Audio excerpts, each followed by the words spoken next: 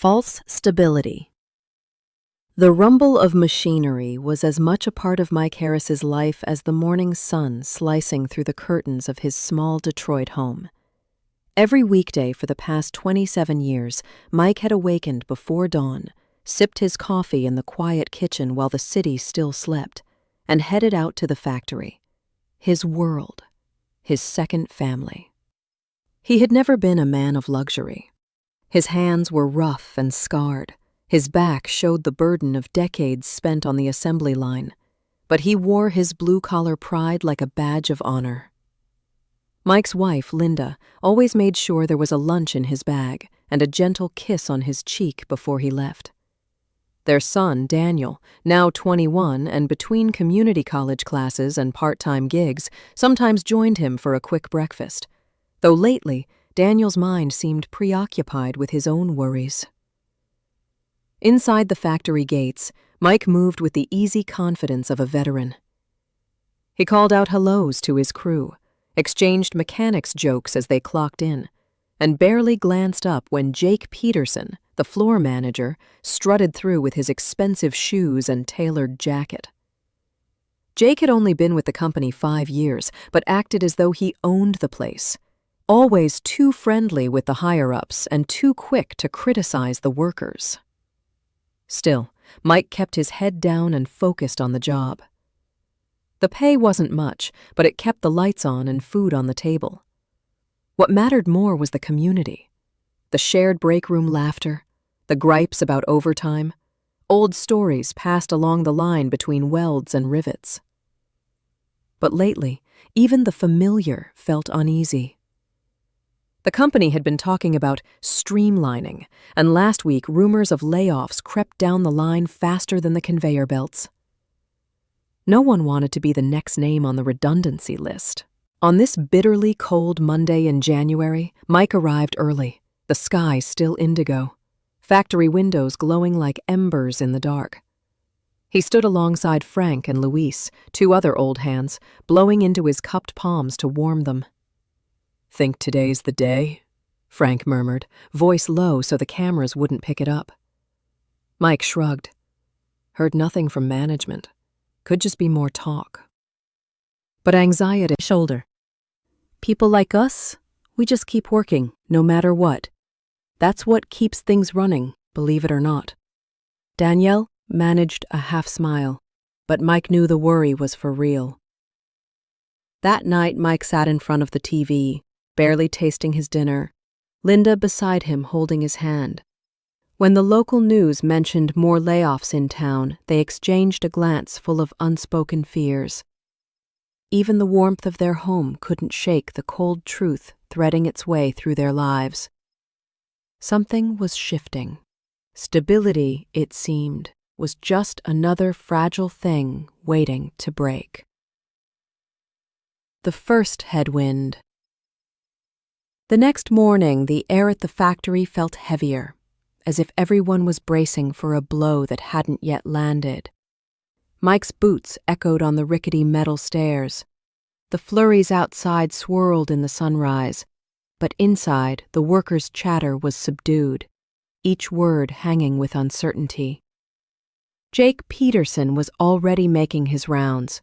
His smile seemed wider today, unnatural, as though pasted on for the occasion. He shook hands with the plant supervisor, whispered to the payroll clerk, and handed out a flurry of memos. Each one was a cold reminder. Changes were coming. "Just standard procedures," Jake reassured, his voice ringing out cheerfully over the machinery. "You'll see some new faces from HQ this week. Don't mind all the clipboards." Mike tried focusing on the conveyor line, lost in the rhythm of bolts and buzzers. But when he passed the small glass office by the break room, he saw 2 men in suits he didn't recognize. They were poring over thick folders, speaking in hushed tones. Frank nudged Mike as they wiped their hands. "Corporate's here. You think it's about the rumors?" "Been through it before," Mike said, though his confidence felt hollow in his chest. They'll trim the fat at the top before they get rid of the ones who work." Frank smirked, but neither of them laughed. By lunch, tension had crept into every corner of the plant. The line moved slower. Workers flinched more at supervisors' footsteps. Daniel texted Mike from his second job at the auto shop across town, asking for updates. In the doorway, arms crossed. "Mr. Harris, please take a seat," one of the men said, opening a manila folder. He introduced himself as an HR representative from corporate. "We're conducting a standard audit," the other man began, "but there are some discrepancies with overtime records from your section last quarter. It appears your digital login was used on several occasions when you weren't scheduled to work. Would you care to explain that?" Mike's jaw tensed. "That's not possible. I only clock in for my own shifts. Always have." The HR man slid a few time-stamped spreadsheets toward him. The lines of numbers blurred in Mike's vision, but the implication was clear. Someone was accusing him of cheating the system. Jake spoke up, all pity and practiced concern. "Mike, you've always been one of our hardest workers. I'm sure there's a good explanation. For now, though, company policy requires we suspend you pending an internal investigation. It's just temporary, okay?" The word echoed, suspend, as if he were already halfway out the door. Mike stood, unsure if his legs would hold. "I didn't do anything wrong," he said quietly. Jake gave a tight nod. "We'll call if we need more details. You should head home for today." Mike left the office, passing the suits in their folders, stripped of his dignity with every step. On the way out, he avoided his coworkers' eyes. In the parking lot, he sat behind the wheel, watching his breath fog up the windshield. It felt as though, all at once, the weight of the factory, the years of sweat and hard work, was tipping, ready to crush him. For the first time in decades, he didn't know if he'd ever clock in again. Shock and collapse. Mike's hand stayed wrapped around the steering wheel long after the other cars had left the factory lot. Engines rumbled to life and faded away one by one, while he sat motionless, staring at his own reflection in the rearview mirror. The lines on his face seemed deeper, as if the accusation alone had aged him years in an afternoon. He drove home more slowly than usual, every familiar corner feeling distant, his thoughts noisy. "Happened." Daniel's voice was sharp, panicked.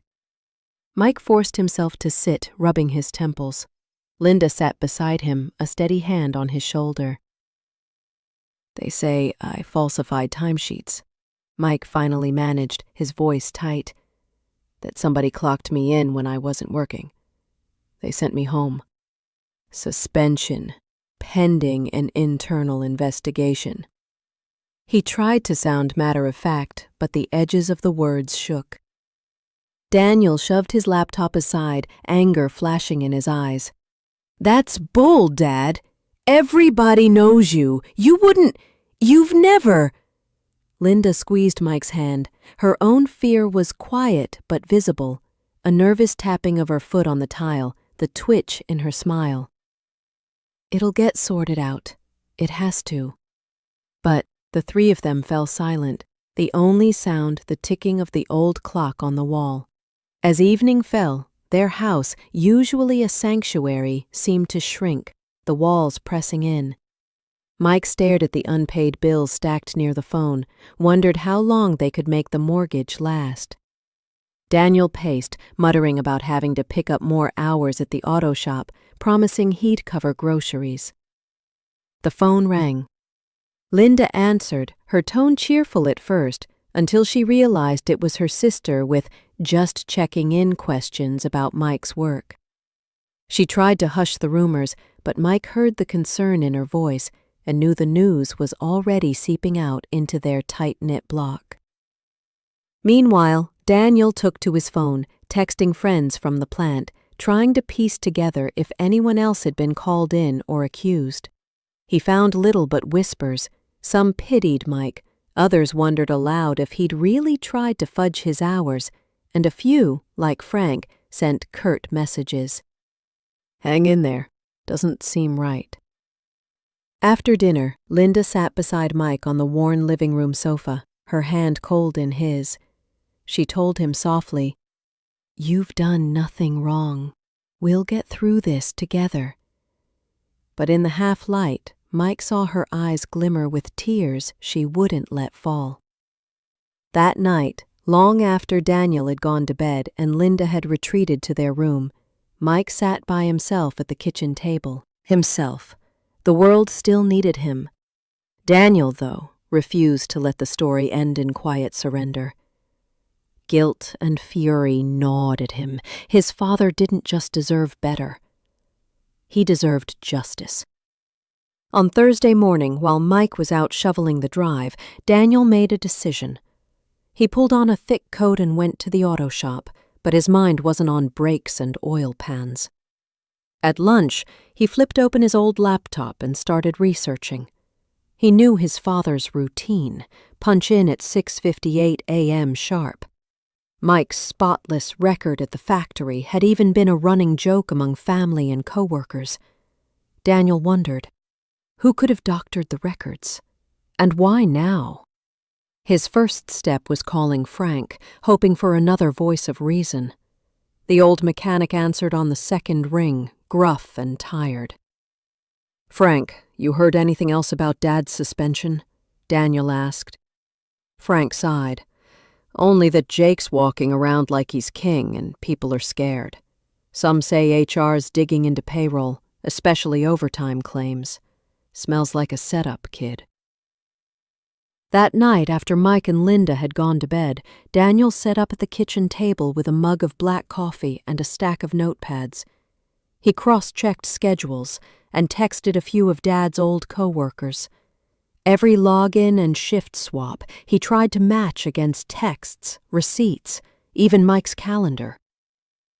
Something was off. The digital logs sometimes showed his dad's punch-in a few minutes before he actually left the house. By midnight, Daniel's eyes burned, but a few things stood out. For 3 days last month, Mike's badge had been used to log in at 5:30 a.m., hours before his dad was even awake. Daniel flipped back to old group chats with Mike's work friends for those dates. There, clear as day, was a meme sent at 6 a.m. from Mike's phone at home. Daniel's heart beat faster. Someone on the inside must have had access to the timekeeping system, or to Mike's badge. The only people who regularly handled both were supervisors and the late-night custodial staff. If someone was falsifying shifts, it was to set Mike up. He snapped photos of the discrepancies and through his pride. Why me? Why now? As Linda squeezed his hand, Daniel looked from one parent to the other. We can't just wait for them to come to their senses. We have to fight back. I want to help you prove you didn't do this. Though fear lingered, something steadier grew that day. Resolve. While outside the world moved on, inside the Harris home, father and son began to sketch the outlines of a battle. Daniel's clues marked the first crack in the case, small but undeniable, a shaft of hope piercing the darkness, an unexpected ally. The next week wrapped the Harris household in tension as tight as wire. Each day Mike managed not to hear from the factory. No exoneration, no more accusations, just silence, only made the worry worse. Daniel's anger pushed him to dig deeper, determined not to let his father's name be ruined quietly. One evening, alone in his room and staring at the flickering blue light of his laptop, Daniel stared at the evidence he'd collected so far. The pattern was clear, to him at least. But evidence, he realized, only mattered if someone with access would listen. He needed help from the inside. It was then that his phone vibrated with a message from an unknown number. "Hey, this is Emily. I used to work in payroll. Can you talk?" Daniel blinked, surprised. Emily was a name he barely knew. Mike once mentioned her as a quiet clerk, the kid with the nervous smile. She'd always seemed shy, shuffling papers behind the counter, never quite making eye contact. Still, Daniel replied, "Yeah, what's up?" A few minutes later, they met in the 24-hour diner by the I-75 off-ramp. The place was half empty, except for a long-haul trucker and a pair of old men playing chess. Emily sat in a booth by the window, hands wrapped around a steaming mug of tea, a faded hoodie zipped to her chin. "Thanks for coming," she said, voice hushed and eyes darting. Daniel slid into the booth, setting his backpack beside him. "Figured you wouldn't reach out if it wasn't important. You knew my dad, right?" She nodded. "This?" Emily hesitated, her cheeks flushing. "Because I saw what it did to my uncle when he lost his job. No savings, ended up sick. I can't keep watching people lose everything when I know it's wrong." Daniel nodded, caught between gratitude and the weight of responsibility. "It's not just my dad. It's everyone." She nodded. "But Jake, he's smart. He covers his tracks.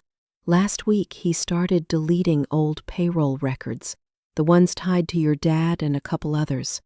You have to be careful." They talked quietly for another hour, passing the dim glow of neon signs and half-eaten pie. Emily mapped out the internal structure, who had access to what, which computers could unlock more, names of those pushed out under suspicious pretenses. For the first time, Daniel felt the size of what they were up against. Back at home, Daniel showed Mike the flash drive.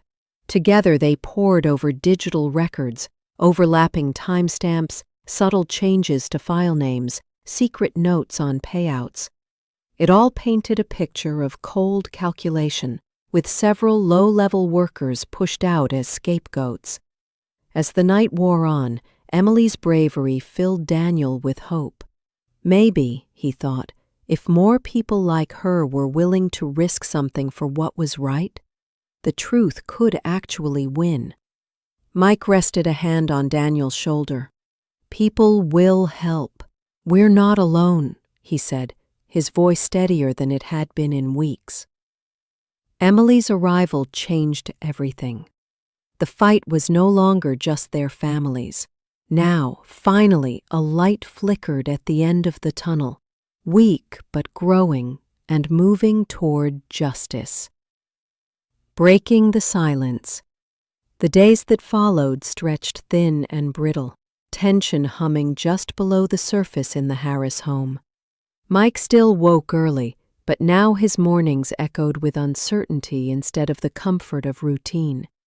His eyes were drawn again and again to the phone, willing it to ring with good news.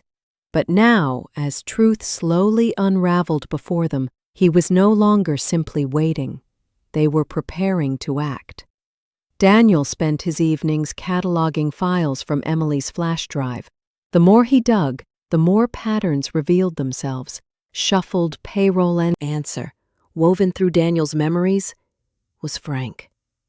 The next day, Daniel called Frank and asked to meet, somewhere quiet. They chose a neighborhood park where the sharp tang of autumn leaves filled the air. Frank arrived bundled in his old leather jacket, hands deep in his pockets. He listened as Daniel explained what he and Emily had found, his face creasing deeper with each revelation. Frank let out a low whistle. "That weasel Peterson. I always knew he was too smooth for management. If this gets out, he'll be out on the street." He paused, studying the path. "You have hard proof? Enough for the union to push back?" Daniel passed him the flash drive. "We do. But we need people to back us up, or at least not back down when Peterson starts screaming." Frank nodded, a small glint of the old fighting spirit returning. You leave that to me. Within a week, the rumors began swirling around the plant. Whispers crept through the break room, riding the steam of the coffee urn. As Frank quietly showed trusted co-workers the evidence, never all at once, never to the wrong person, a subtle shift took hold. Eyes that had avoided Mike in the grocery store began to nod hello again. A few even started dropping by, bringing casseroles and explaining in low voices that something had always seemed off. Emboldened by the support, Daniel reached out to a local reporter known for her exposés on labor abuses. At first she was skeptical. Jobs were always getting trimmed in Detroit, and whistleblowers weren't as rare as they used to be. But after Daniel sent redacted copies of the spreadsheets and emails, her tone changed to one of quiet urgency. "I'll set up interviews," she told Daniel. "But you need to prepare. Management will push back hard. Make sure your evidence is bulletproof." The next day, Mike found an envelope on the porch addressed to him in careful handwriting. Inside was a card signed by more than 24 co-workers. "We believe you. Don't give up." That night, at the dinner table, Mike finally let himself hope, not just for his own redemption, but for something bigger. The chance to stand up to a system that crushed good men and women in the name of profit. As the city street, Jessica Tran, the investigative reporter, emerged from the car. She was quick and businesslike, her voice warm but steady as she introduced herself, shook hands, then set her bag down on the living room floor and snapped open her laptop. Linda brought out a tray of coffee, her hands only slightly trembling as she poured. They gathered at the table, Mike, Linda, Daniel, and Jessica, and filled the room with stories, long hours, strict new policies, the men and women they'd watched vanish when the numbers didn't quite add up. Daniel showed her the spreadsheets and flagged emails, and Emily joined in by video from her dorm room, her face small but determined on the screen. Jessica asked questions for hours, her pen moving as fast as her mind. Sometimes she pressed hard. "How long did this go unnoticed? Did you ever confront Peterson directly?" And other times she listened in deep, knowing silence. By the time she packed up, her eyes were bright with anger. "This is bigger than one family," she said quietly. "If we do this, it won't just be about your job or this factory. Are you sure you want the kind of attention this brings?" Mike's knuckles whitened around his mug, but his voice rang clear. "Just tell the truth, Ms. Tran. That's all we ever wanted." When Jessica left, Linda wrapped her arms around Mike, tears finally breaking loose after days of holding them back. "I'm proud of you," she whispered. But the battle was only beginning. By midweek, whispers gathered into gossip and then hard questions. The union quietly scheduled an emergency meeting. Frank and 2 other floor veterans rallied their crew, spreading word that anyone with suspicious time card stories should come forward. Daniel set up a secure email for tips, and soon messages trickled in. Altered time entries, intimidation by supervisors, promises of bonuses that never appeared. Mike's phone rang late Thursday. It was Peterson. "Mike, I've been hearing things. Rumors you've been meeting with outsiders. That's not how we solve problems in this company. If you value your future here," spread that corporate bosses were on their way down from headquarters. The trembling lines of power that held people in fear had begun to crack. Mike spent the afternoon fielding messages of gratitude and outrage from people he barely knew. "Thank you for speaking out. It's about time someone stood up." As the sun set on the longest week of Mike's life, the air in the Harris house felt lighter. but the fight was far from over.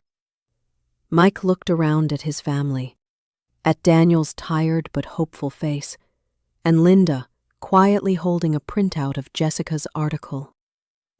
For the first time, they truly believed that change, real change, might finally be within reach. The showdown. The storm arrived just as the meeting was about to begin. Wind rattled the windows of the Union Hall. Rain slashed in horizontal sheets across the cracked parking lot, and the old fluorescent lights inside flickered with every distant rumble of thunder. Mike stood near the back, his arms crossed tight to steady his nerves. Daniel set up the projector, nerves jangling but hands steady. He'd practiced this part in his head 100 times. Frank was already working the small crowd. Factory workers, a few spouses, some temp hires Mary from HR had quietly called, and, most notably, 2 men in expensive suits from corporate. Jake Peterson entered last, rain-soaked, jaw tight, scanning the room like a wolf in a pack of sheep. Union President Carmen Alvarez gavelled the meeting to order. Her voice, clear and no-nonsense, set the tone. "We're here for truth. Everyone will have a say." She looked at Mike, then at the suits, then straight at Peterson. "Let's get started." To begin, Daniel stepped up, flashed the first spreadsheet on the screen.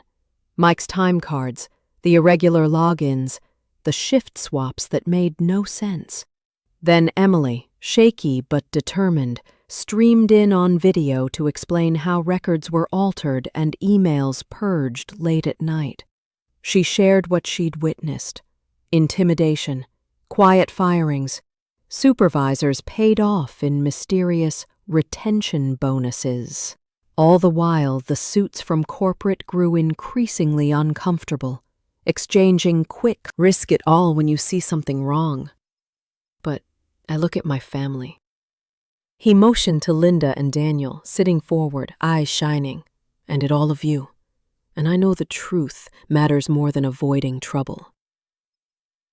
The last words hung in the air, a challenge and a plea. Carmen turned to the suits. "You've seen the evidence. What's your position?" The older of the two stood, voice hesitant but firm. "We'll launch an internal investigation, immediately. Anyone found falsifying payroll will be suspended pending review, and—" He hesitated, then glanced at Mike. "Mr. Harris, you're cleared to return to work until the inquiry is completed." Relief swept the room. Some clapped, others only nodded, but the energy had lifted. Even Frank, never one for tears, looked away, blinking fast. Peterson tried one last time to regain control. "You're making a mistake." But Carmen shut him down, voice ironclad. "No, Mr. Peterson. The only mistake would be protecting the wrong person." As the meeting adjourned, the rain had lightened, only a gentle tapping on glass now.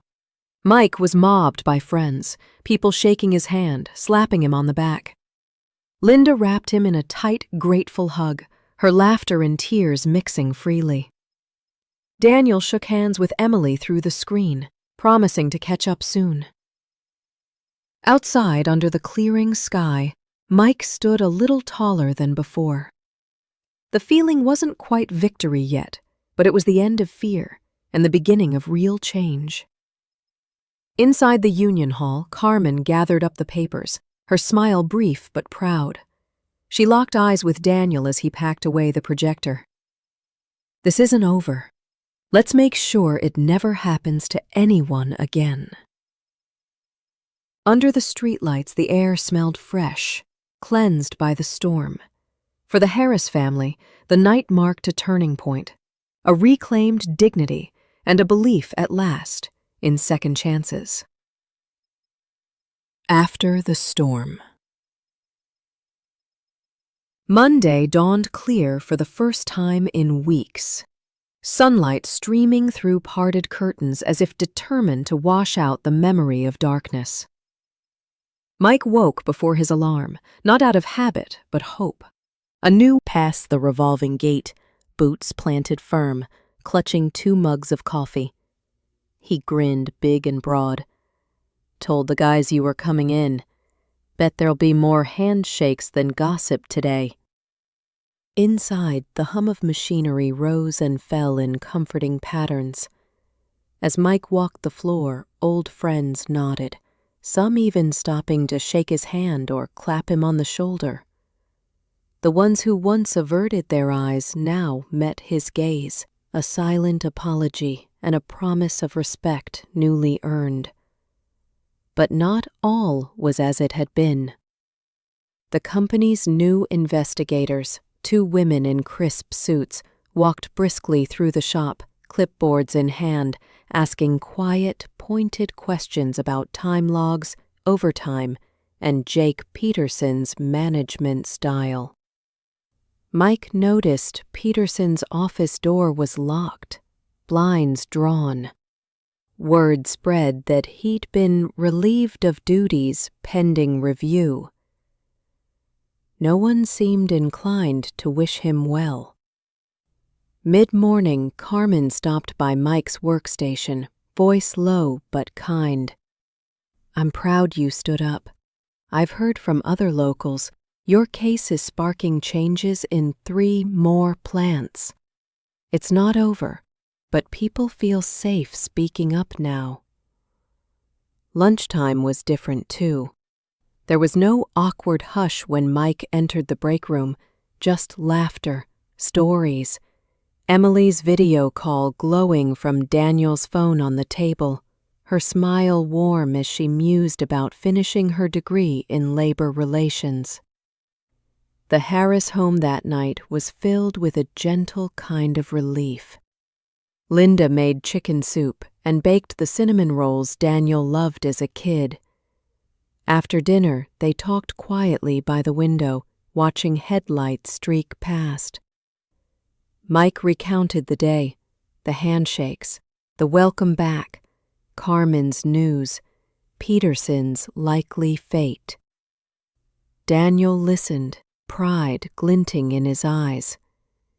"You didn't just save yourself, Dad," he said.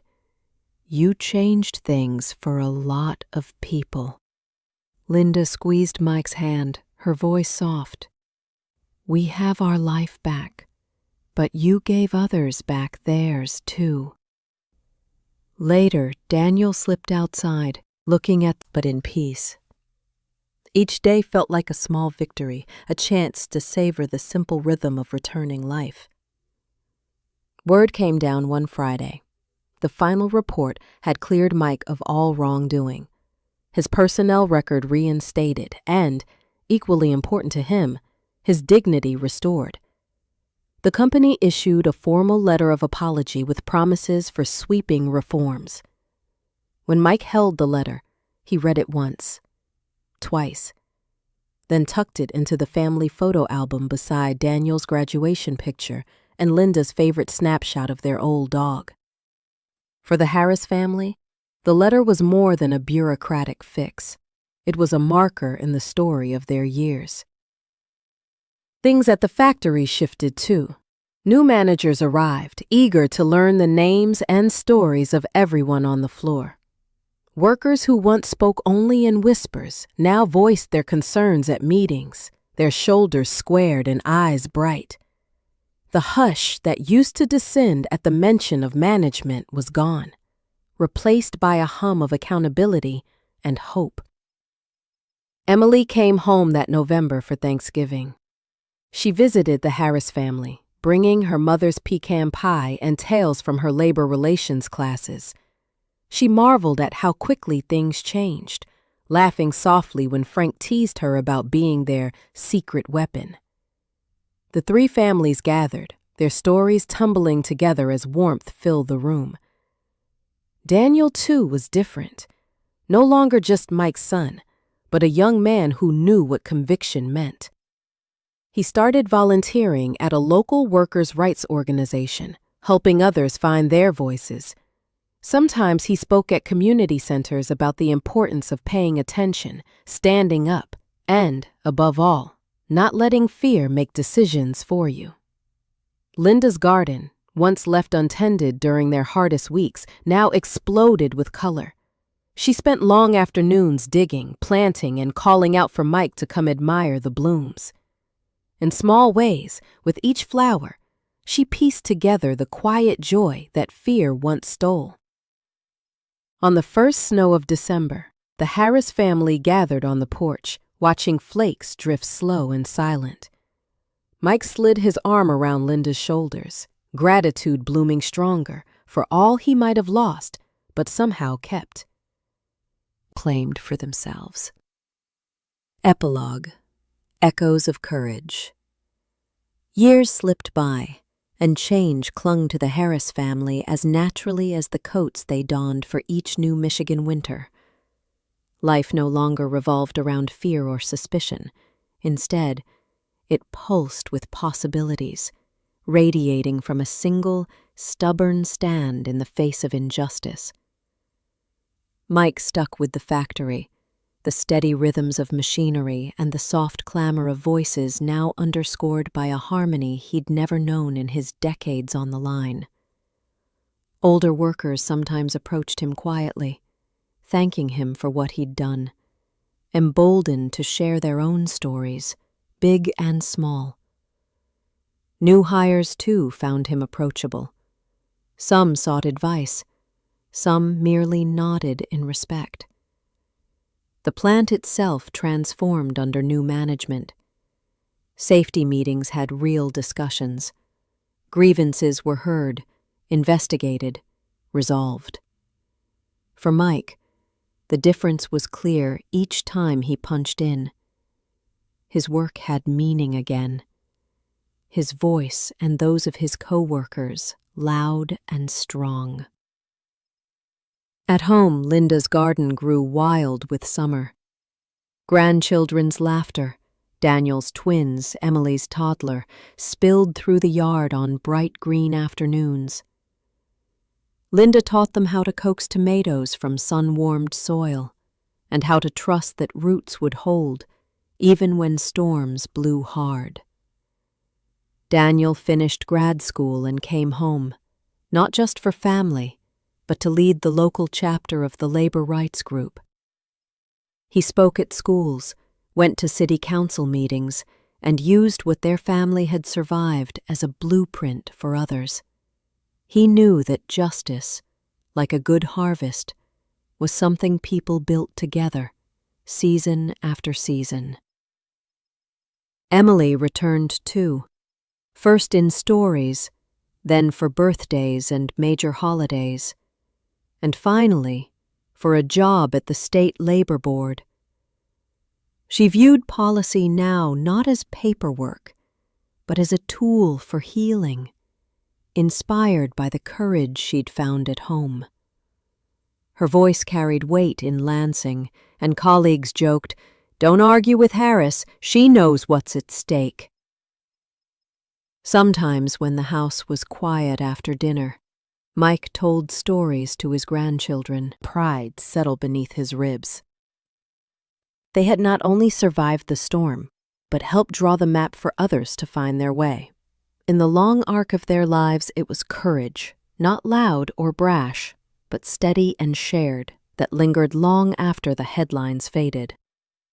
In each voice raised for what was right, in every new beginning made possible by their stand, the Harris family's legacy echoed onward, reminding all who listened that stories of hope are, in the end, meant to be carried forward. Passing the torch. The first true spring after a long, hard winter carried a special kind of promise to the Harris family. Bright tulips broke through the thawed soil near Linda's stoop, and birdsong drifted through open windows. Every room in the house sang with the light and noise of children. Daniel's twins marking the last months of kindergarten, Emily's toddler trying clumsily to join in every new game. It was during this season that the community invited the Harris family to speak at the annual Workers' Rights Day, a festival that, only a handful of years earlier, would have passed quietly, without much notice from anyone but the truly dedicated. Now the gathering filled 2 blocks near City Hall. Food trucks crowded the street corners.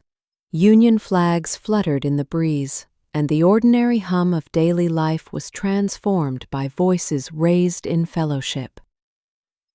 Mike wasn't sure he wanted to take the stage. "Leave the speeches to your generation," he teased Daniel. "I'm too old for podiums." But Linda nudged his arm and said, "They need to see real people. Our story is their future. It's all connected." Daniel and Emily shared the spotlight effortlessly at the event. Daniel spoke of solidarity, trust, and what it meant for working families to look out for each other. Emily told the story of watching her parents stand up when nobody else would. "We inherit our courage," she said once, glancing over at Mike and Linda in the front row. As the sky faded to twilight, Mike stepped up beside his children. His voice, though softer now, cut through the gentle wind. "I was just a man trying to keep his job," he began. As dusk deepened and the festival wound down, people lingered to speak with the Harrises. A young woman from out of town held Mike's hand and said, "Your story's the reason I found the strength to come forward at my job." A boy not much older than Daniel's twins clutched Emily's hand and whispered, "I want to help people too." The whole family walked home together, the warmth of the day clinging to their backs. Daniel hoisted Mason onto his shoulders. Linda held Sarah's hand, and Emily sang softly, with her little one perched on her hip.